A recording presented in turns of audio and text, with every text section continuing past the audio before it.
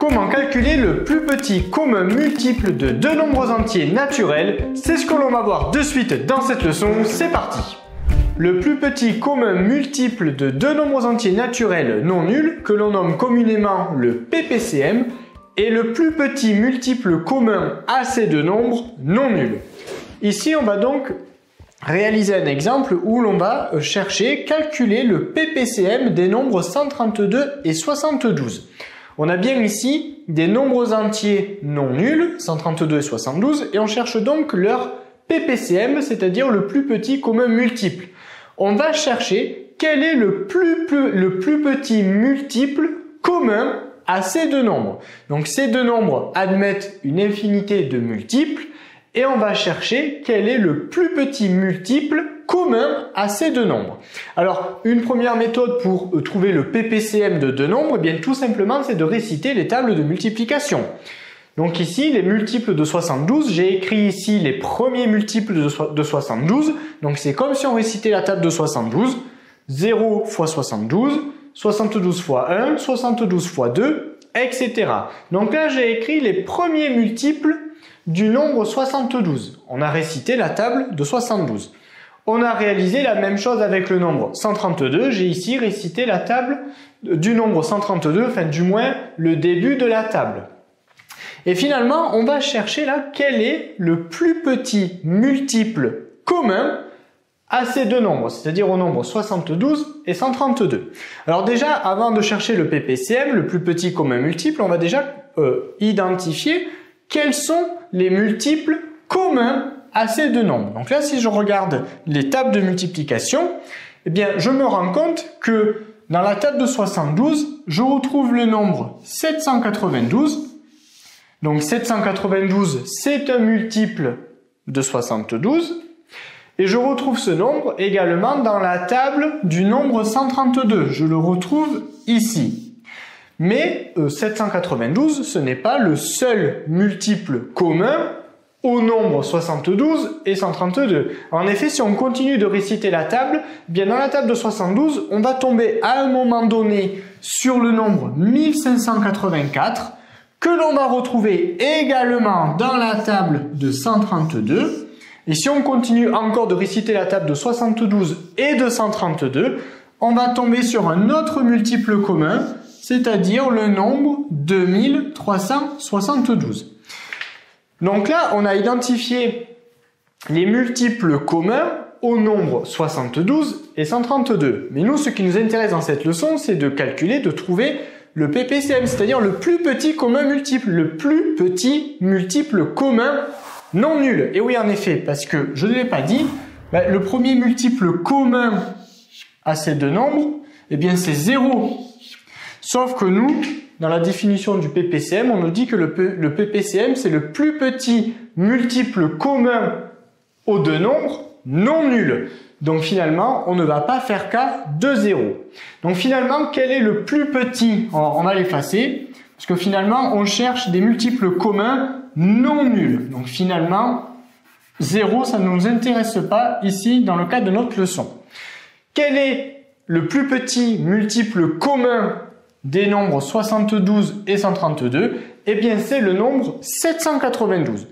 Donc là, on a trouvé la réponse en récitant la table de 72 et de 132, mais on se rend bien compte que c'est fastidieux, que c'est une méthode qui est fastidieuse lorsque l'on a affaire à des grands nombres comme 72 et 132. Je vais donc maintenant te présenter une autre méthode pour calculer, pour retrouver le PPCM de ces deux nombres. Voyons à présent comment calculer le PPCM des nombres 132 et 72 à l'aide d'une autre méthode. Alors on connaît déjà la réponse, on sait que le plus petit multiple commun non nul des nombres 72 et 132, c'est donc le nombre 792. Eh bien, voyons comment retrouver ce résultat à l'aide d'une autre méthode. On va ici utiliser la méthode de la décomposition en produits de facteurs premiers, méthode que je détaille dans une autre de nos vidéos, donc n'hésite pas à t'y référer si besoin. C'est parti. On va donc ici commencer par décomposer le nombre 132 en produits de facteurs premiers. Donc pour ce faire, il faut se rappeler la liste des premiers nombres premiers. C'est donc les nombres 2, 3, 5, 7, 11, 13, etc. On rappelle qu'un nombre premier est un nombre qui admet seulement deux diviseurs, 1 et lui-même. Donc pour décomposer ce nombre en produit de facteurs premiers, on va déjà se poser la question, est-ce que 132 est divisible par 2? C'est-à-dire le premier nombre premier de ma liste. Oui, 132, je peux le diviser par 2. 132 divisé par 2, ça me donne 66. Et je continue avec le nombre 2. Est-ce que 66, je peux le diviser par 2? Oui, 66, c'est divisible par 2, c'est un nombre pair.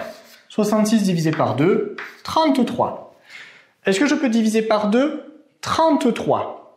Eh bien non, parce que 33 c'est un nombre impair, donc je ne peux pas le diviser par 2. Par conséquent, je regarde le nombre premier qui suit dans ma liste, 3, et je me pose à nouveau la question avec 3.